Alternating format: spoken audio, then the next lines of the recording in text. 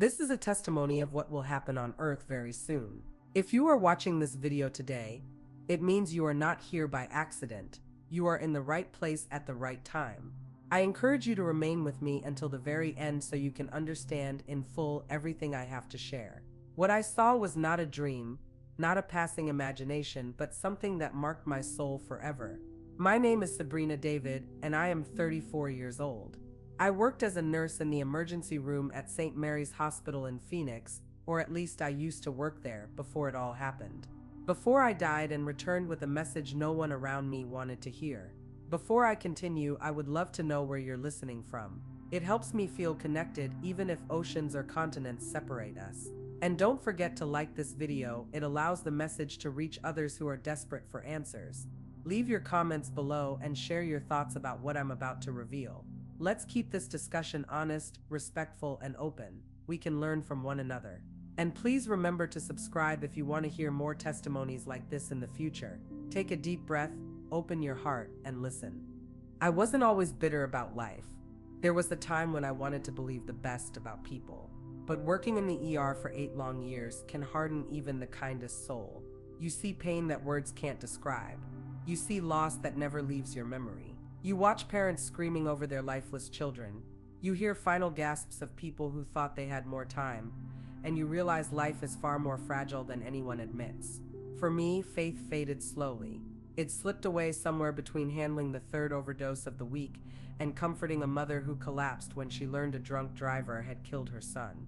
Every night the same scenes replayed, and I began telling myself God didn't care, because if he cared, why would he allow so much suffering? By July 2025, I was hollow. I worked, I smiled when I needed to, I performed my duties, but inside I felt numb. I would go home, collapse into bed, and wake up just to do it again. Life was a cycle without meaning. That night, July 12th, was supposed to be just another shift. Phoenix was sweltering in its usual summer heat, and with it came the usual chaos. Car accidents, alcohol poisoning, overdoses, and bar fights spilling into the streets. Nothing surprised me anymore. I was exhausted, my body ached, my eyes burned, but bills don't stop because you're tired. I stayed for overtime, dragging my shift longer than I should have. Finally, around 3 in the morning, I stumbled into my battered Honda Civic and started the drive home. The crash. I don't remember the impact itself. The police later told me what happened. A semi-truck ran a red light and slammed into the driver's side of my car. The impact hurled me off the road and into the canal running alongside Indian School Road. Because of heavy monsoon rains, the water level was higher than normal, rushing and merciless. What I do remember is drowning. The car filled with water with terrifying speed. My hands fumbled desperately at the seatbelt, pulling until my fingers went raw, but it wouldn't unfasten. My heart pounded as I struck the window again and again with my fists. The glass didn't crack. The water crept higher, climbing over my chest, my neck, my chin. My lungs screamed for air. I tried to fight. I begged silently for strength. But my body betrayed me. The water rushed over my face and instinct forced me to gasp. The taste of water filled my throat, burning and suffocating. My last thought was bitter irony. After all the lives I tried to save, I would die like this, helpless, trapped, forgotten in the dark. And then everything faded. But darkness didn't last. Suddenly I found myself standing in what looked like space. Yet it wasn't the empty, freezing void I expected. This space was alive, warm, vibrant, wrapped in light that seemed to breathe. The light surrounded me but didn't blind me. Instead, it filled me with peace. Beneath me, Earth shone in a way I had never seen before. The planet seemed alive, pulsating with beauty and color, almost as though creation itself was singing. Then came the voice. It didn't enter through my ears. It filled me, flowing into every cell of my being, vibrating through my bones, echoing in my mind and heart. It was gentle but carried a power so overwhelming I felt like collapsing. "Sabrina," the voice said. And in that moment I knew, without doubt, without explanation, it was Jesus. The very Jesus I had pushed aside, the one I thought I had outgrown years ago. "You must see what is coming." Before I could ask what he meant, the vision shifted. I was still looking down at Earth, but somehow I knew time had moved forward. It was September 2025. I didn't question it. I simply knew. The first sign appeared in the sky. The moon turned a deep blood red. Not like an eclipse, this was different. Darker, richer, almost as if the moon itself was bleeding out. Across the world, humanity froze. Cars stopped in the middle of the street. Workers dropped their tools. Children abandoned their games. Some people fell to their knees, sobbing. Others panicked and screamed, running as though from an invisible enemy. But most stood motionless, their eyes locked on the heavens, unable to comprehend what they were witnessing. Then the stars moved, not falling, but gliding. Slowly, deliberately, they rearranged themselves into a perfect cross hovering above Jerusalem. The cross radiated brilliance, brighter than the sun, yet strangely soft to the eyes. No one was blinded by its glow, and then came the sound. I can't compare it to anything on earth. It was not only music, though it carried melody. It was not only singing, though it carried voices. It was every beautiful sound humanity had ever known, woven together into one eternal harmony. The sound poured from the sky, from the ground, from within each person's chest. It filled the world. Some people collapsed in worship. Others clamped their hands over their ears and screamed as if the sound itself was torment. I realized then the difference had nothing to do with the sound. It was what lived inside their hearts. Tears streamed down my face. All the bitterness, the anger, the disbelief I had nurtured for years crumbled. God did care. I saw it clearly. His love was unfathomable, and his mercy was so great that he was giving one last warning before the final moment. "This is the warning," Jesus said, his voice steady but filled with sorrow. 3 signs to prepare them for what comes next. After the 3rd sign, they will have 72 hours. 72 hours for what? I whispered, afraid of the answer. He didn't explain with words. He showed me. A blast thundered across the heavens, like a trumpet, but deeper, heavier, shaking even the core of the earth. And then it happened. People vanished. In an instant, millions were gone. Empty shoes on sidewalks, cars abandoned with no drivers, clothes crumpled in heaps. Families wailed in confusion. Children screamed for parents who would never return. But those who disappeared, they all carried something visible even from where I stood. A light. A peace. They had been ready. Their hearts had been waiting for this very moment. The rapture, Jesus said. His voice was heavy with grief. I longed for all of them. I wanted every soul, but not all will choose me. Then came the hardest part. He showed me faces, not faceless crowds, but individuals. People I would need to find, people whose lives intersected with mine, people I could not ignore.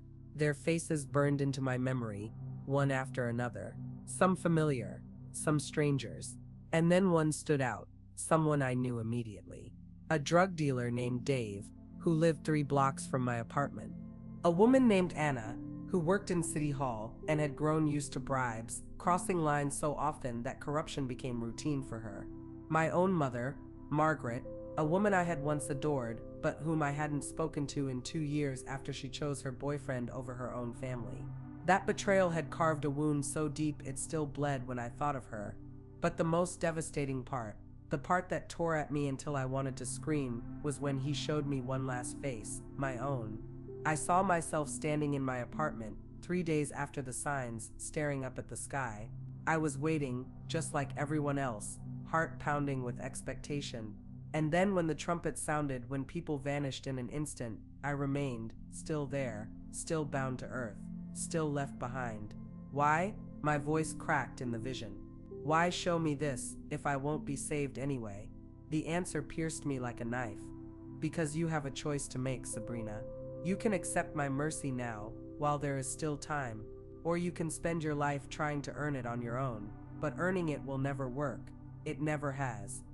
Then suddenly I was back in the canal, back in my car, water filling my lungs again, the pressure of death crushing me, but this time I wasn't alone. Hands strong, unseen yet unmistakably real, gripped me and pulled me upward until I broke through the surface of the water. Later, the paramedics said I had been gone for 3 minutes. No pulse, no breath, no sign of life. And then, without explanation, my heart restarted. My chest rose and fell again. I woke up screaming in my own ER about blood moons, glowing crosses in the sky, and the end of all things. Dr. Adam, a man I had worked alongside for 5 years, pressed his lips into a tight line. He quickly ordered a psych evaluation, muttering that I was suffering hallucinations from oxygen deprivation. The strangest part? For a moment, I wanted him to be right. If it was all in my head, I could shrug it off and return to my old life. But no matter how much I wanted that explanation, I knew the truth: he wasn't right. Within days, fragments of the vision began taking shape in reality. A patient walked into the ER with injuries exactly as I had seen them. A news anchor reported odd solar activity, hinting that satellites might be affected. These were small details, things the average person wouldn't connect. But to me, they were undeniable proof. I tried desperately to bury it. I tried to act normal, to laugh at jokes in the break room, to collapse into bed and convince myself it was nothing. But the visions grew stronger. Night after night, dreams came, faces I had been shown. People I knew I was supposed to warn: Anna the politician, my mother Margaret, the young dealer named Dave, and others, strangers whose names I didn't even know yet, but whose eyes haunted me. The first person I dared to tell was Frank Kravitz, a terminal cancer patient who had been coming to the ER for months. He had no family left, but over countless quiet conversations, we had become something like friends. Frank had once been a pastor. His body was frail now, but his faith was still sharp. I trusted him to at least hear me out. When I told him everything, the drowning, the visions, the warnings, he didn't laugh, didn't flinch, didn't tell me to get therapy. He studied me, then nodded slowly, his thin hands folded in his lap. "Sabrina," he said, his voice gravelly with age and illness, "God doesn't choose perfect people for visions. He chooses those who will move when he says move. The question is, will you?" His words lingered in me like a burning coal. That was when the real fear set in, because I knew I couldn't ignore this. I couldn't just go back to my routines. People weren't just at risk of dying physically, they were at risk of losing their souls, and for reasons I couldn't understand, God had chosen me to be their messenger. The first sign came on September 3rd, exactly as I had seen. I was on the night shift when the moon turned red, not the faint rusty shade of a typical eclipse, but a dark crimson that glowed like fresh blood poured into the heavens. The entire sky pulsed with it, eerie and impossible to ignore. Phones buzzed nonstop. Within minutes, the ER overflowed, not with accident victims, but with men and women trembling under unseen weight. They weren't injured, they were broken by guilt. A businessman in a tailored suit sat hunched in a chair, sobbing about years of fraudulent deals. A teenager gripped her mother's hands, whispering apologies for lies she had buried long ago. Dr. Adam rubbed his temples, bewildered. "I've never seen anything like this," he muttered. "It's as if an entire city woke up with guilty consciences overnight." But I knew the truth. The blood moon wasn't just a celestial show. It was God's mirror, forcing people to see themselves as he saw them. For some, it was unbearable shame. For others, it was the crack in the wall where repentance could begin. That night, I went home shaking. I opened a notebook and began writing down every face I remembered from the vision. Time was slipping, and I knew I had work to do. The second sign came 6 days later, on September 9th. I had been searching for Dave, the dealer, but he wasn't at his usual corner. I drove through his neighborhood in circles until suddenly the heavens burst open. The stars began to move. I stopped my car and stepped into the street, my eyes wide as the constellations themselves shifted. Slowly, deliberately, they aligned into a blazing cross. The brilliance lit the night as if it were midday, yet it didn't sting to look upon. Around me, people poured from their homes. Some collapsed, their knees striking the pavement as they wept. Others cursed, shaking fists at the sky. A few scrambled into cars, driving away as though they could outrun what they had just seen. Most, though, just stood frozen, their faces bathed in the light of the cross. The cross held steady in the sky for exactly 1 hour. Then, just as slowly, the stars drifted back into place. The following morning, news outlets exploded. Experts suggested auroras, solar storms, or collective delusion. They offered every explanation except the truth. But I knew, 2 signs fulfilled. One remained. That night, I finally found Dave, crouched behind a convenience store, exchanging pills for crumpled bills. He looked barely 20, tattoos covering his thin arms, his eyes hollow from a life lived too hard, too fast. I walked straight up to him. "Dave," I said firmly, "I need to speak with you." His body tensed, suspicion flashing in his eyes. "What are you, a cop?" I shook my head. "No, I'm a nurse, and I have something more urgent than the law to tell you." He hesitated, but didn't walk away. So I told him everything: the drowning, the visions, the warnings, the signs already coming true. The words felt impossible even as I spoke them, yet they carried weight. And Dave didn't laugh. He didn't curse. He listened. He really listened. When I finished, silence stretched between us. Finally, he said quietly, "Lady, I've been having dreams too. Dreams of flying up, leaving everything behind." "You think that's part of this?" "Yes," I said. "God is reaching out to you. The question is, will you answer him?" He stared at the small bag of pills in his hand for a long moment, then hurled it into the dumpster. His voice shook. "Then what do I do?" That night, under the glow of a broken streetlight, I prayed with Dave. I led him through the same words I had once heard Frank whisper with the dying, words of surrender and hope. A simple prayer asking Jesus to forgive his sins and take control of his life.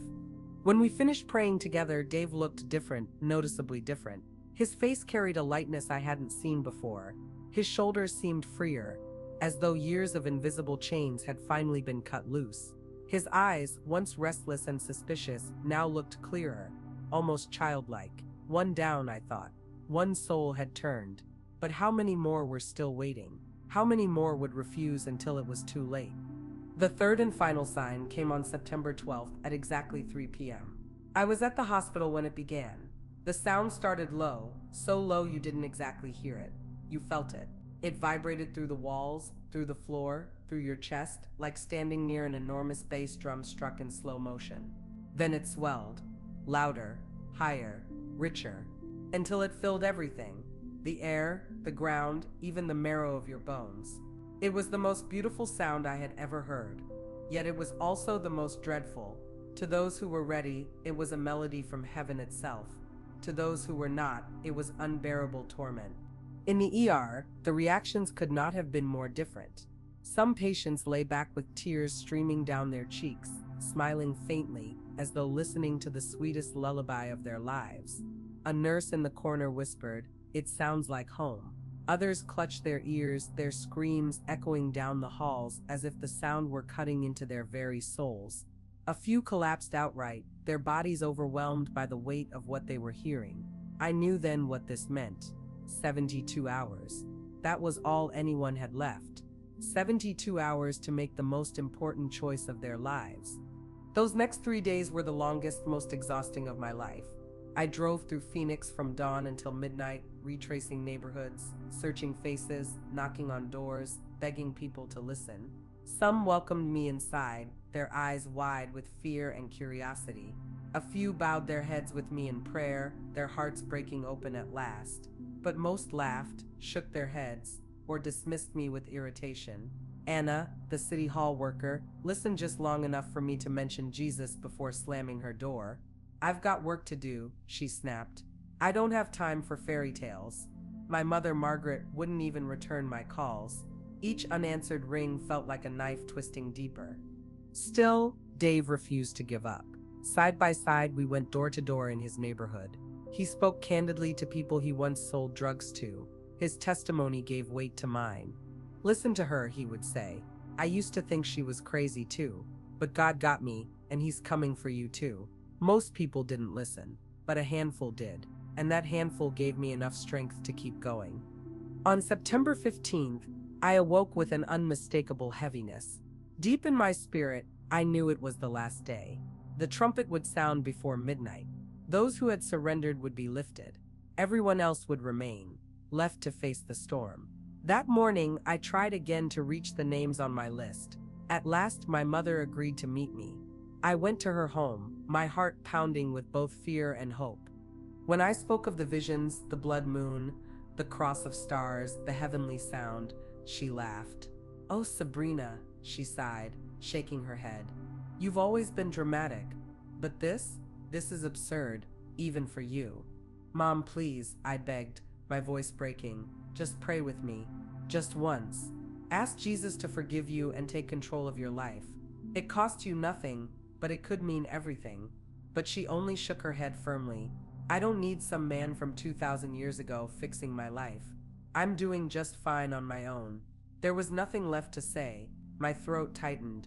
I hugged her, whispered that I loved her, and walked away knowing it might be the last time I saw her. That evening, I sat alone in my apartment.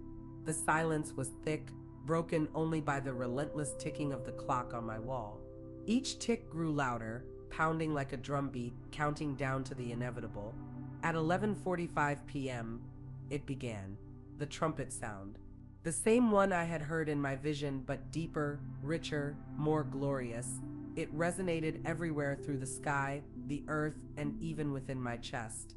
I held my breath, waiting to be lifted, waiting for my body to disappear, for my soul to ascend, but nothing happened. The sound continued, shaking the walls and rattling the very air. It filled the earth for what felt like forever, though perhaps it lasted only seconds. And then suddenly, silence. Total silence. The kind that presses against your ears and makes your heart beat the loudest thing in the room. I ran to the window. The streets below were empty of people but not of signs. Everywhere, clothes were scattered. A pair of jeans and sneakers abandoned mid-step on the sidewalk where someone had been walking their dog. A nurse's uniform crumpled near a parked car. A security guard's shirt and belt lying by the front entrance of my building. They were gone, all of them. The ones who had chosen mercy, the ones who had surrendered when there was still time, and I was still here. My knees buckled. I fell by the window and wept until I had no strength left. For the first time in years, words of prayer came. Not the desperate cry of someone trying to escape judgment, but the raw plea of a heart finally broken open. God, I whispered through tears. I know I failed you. I know I waited too long, wasted too many chances, and carried too much pride. But if there is any mercy left, if there is even a shred of hope, please forgive me. As the words left my lips, something shifted inside me. The same peace I had felt in that near-death encounter swept through me again. The anger melted. The bitterness drained. Fear loosened its grip. For the first time in years, I knew peace. I don't know what happens next. The world is unraveling. News channels are frantic with reports of millions vanishing across the globe, governments collapsing, cities rioting, economies crumbling. They're calling it the Great Vanishing. Experts rush to explain cosmic radiation, alien abduction, mass psychosis, anything but the truth. But I know this was God's final warning, and most ignored it, including me until almost too late. Perhaps I missed the rapture. Perhaps I am destined to remain and face what comes next. But I am not who I was before. I have glimpsed eternity. I have heard Jesus' voice. I know he is real, and his love is more powerful than anything we can imagine. If others are waking up now, realizing what has happened, then maybe there is still hope. Maybe mercy extends further than we think. Maybe it is never truly too late to turn toward him. So I will keep telling my story to neighbors, to strangers, to anyone who will listen. Not because I think I can save them, but because they deserve to know the truth. We were warned. We were given signs. Some listened. Most didn't. But here is what I learned in my 3 minutes of eternity. God never gives up. Even when we give up on ourselves, he keeps reaching, keeps calling, keeps offering mercy until the very last breath. The question is not whether God exists or whether he loves you.